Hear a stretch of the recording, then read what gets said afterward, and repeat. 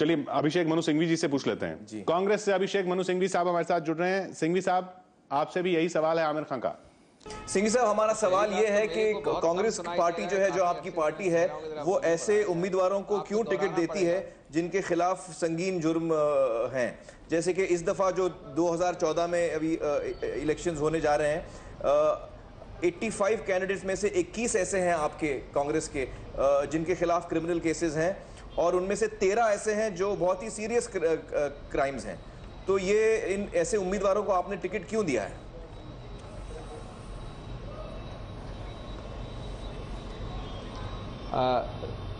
दो तीन संक्षेप पे उत्तर।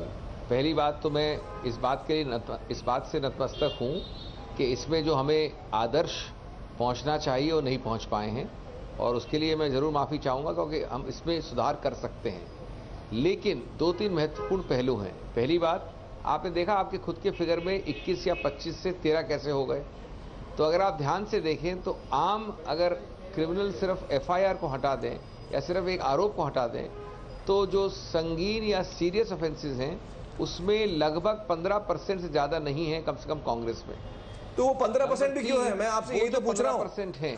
मैं आपसे वो यही पूछ रहा हूँ कि ये 13 भी क्यों हैं, जो 13 उम्मीदवार हैं? बिल्कुल कह रहा हूँ, मैं मान रहा हूँ आदर्श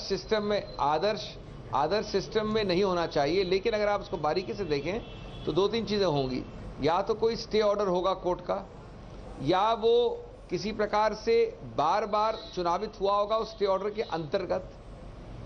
अल्टीमेटली एक व्यक्ति जो इतना लोकप्रिय है और जिसके विरुद्ध केस जरूर चल रहा है लेकिन स्टे है या बाहर है या बेल में है, तो मैं समझता हूं कि उसका एक इग्नोर करना भी आसान नहीं होता, क्योंकि हम हमारे देश में पूरा कन्विक्शन के लिए इंतजार नहीं कर सकते। आपको कोई और उम्मीदवार नहीं मिलता जो साफ छवि का हो? क्या जरूरत है इनको देने की? जब तक हम किसी एक व्यक्ति विशेष की बात न करें तो बहुत जनरल हो जाएगा डिस्कशन। ये बहुत सोच समझ के जहाँ दिए गए टिकट दिए जाते हैं। कहीं कहीं ये भी होता है बड़ा स्पष्ट कि सिर्फ आरोपित है, किसी प्रकार का तथ्य नहीं है, बेल में है, जेल में नहीं है, प्रतिबंध नहीं है कानून का, और पूरी चांस है कि वो अक्विट हो जाएगा।